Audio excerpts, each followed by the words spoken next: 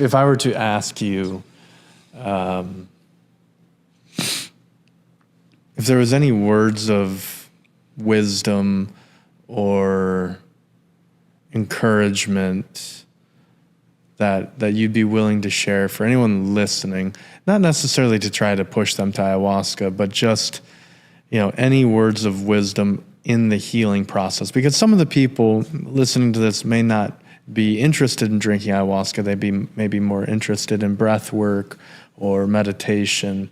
So it's not just all ayahuasca, but yeah, I don't think ayahuasca is necessarily the answer for everybody. For me, that's how I got through my journey, and that's where I'm at right now. I think there's a lot of tools out there for everybody to find their healing. And I think I want to talk about, for anybody struggling with fear and the fear of dealing with whatever the unknowns about your healing process, and maybe like the classic fear is, I don't know what I'm going to uncover, or I don't know what I'm going to think about, and there are all types of therapies that you can go a little bit into the subconscious, and I guess that's scary for people. It is scary. But there's no better reward than actually going through that and feeling so good about yourself when you actually figure yourself out. So it's going to be hard either way. You could either be stuck in this place that you're in of scared to heal, or go through the hardness of actually healing. You just got to choose your hard. And I think that the absolute no-brainer answer is choose your heart of healing, because ultimately you will be happier. Every step of the way, you feel like you accomplish. When you go through something hard and you face your fears, you feel good about it. So it doesn't have to be ayahuasca. Breathwork is so powerful.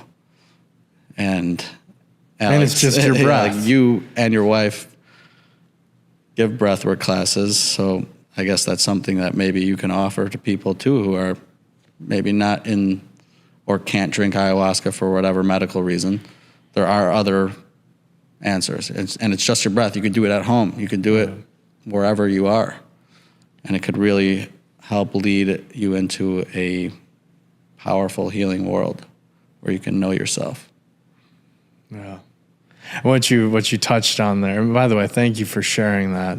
What you touched on there was the pulling something up from the subconscious. So, we have our conscious mind. That's what we're operating in right now. And then there's the subconscious that stores the memories of, trauma, of joy, of like everything, your whole life. It's stored in there, in your brain, in your subconscious mind. Your whole life is there. And for most of us, we're not thinking about it. We're not responding to it. We're just going through our life blind and just kind of crashing through life. And Carl Jung said it, and I might butcher it, but he said, until you bring the subconscious mind to the conscious, you'll be ruled by it and call it fate. And so, as you start, I bring that up because for most people, before doing any sort of inner work, they have no idea what's in their subconscious mind. It's like a massive junk drawer in your kitchen. That's how I felt before. I was like, this is just my life. Like, I guess I'm just somebody that's going to be anxious their whole life. Like, that's just how I'm destined to be. Like, I'm not dealing with any. I'm over the past. Oh. But that past was controlling me. Yeah. So I didn't think about it, but it controlled me because it wasn't allowing me to move through it. Yeah.